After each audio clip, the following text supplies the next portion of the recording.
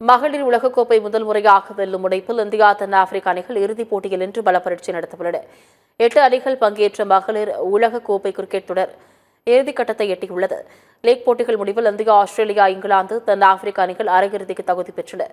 முதல் அரையிறுதியில் பலம் வாய்ந்த இங்கிலாந்து அணியை வீழ்த்தி தென்னாப்பிரிக்க அணி முதல் முறையாக உலகக்கோப்பை இறுதிப் போட்டிக்கு முன்னேறியுள்ளது.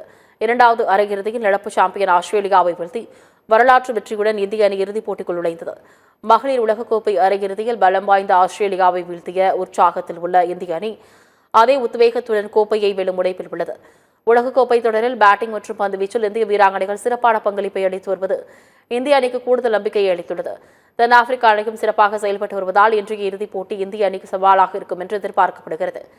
அதே சமயம் தென்னாப்பிரிக்க வீராங்கனைகள் சுழற்பந்து வீச்சை எதிர்கொள்ள தடுமாறுவார்கள் என்பதால் அது இந்திய அணிக்கு சாதகமாக பார்க்கப்படுகிறது. ஏற்கனவே 2005, 2017 ஆண்டுகளில் உலகக்கோப்பை இறுதிப் போட்டிக்கு முன்னேறிய இந்திய அணி கோப்பையை நிலவவிட்டது. இந்நிலையில் நவி மும்பையில் இன்று நடைபெறும் இறுதிப் போட்டியில் வெற்றி வாகை சூடி முதல் முறையாக மகளிர் உலகக்கோப்பை கையில் ஏந்தும் முனைப்பில் இந்தியா அணி உள்ளது.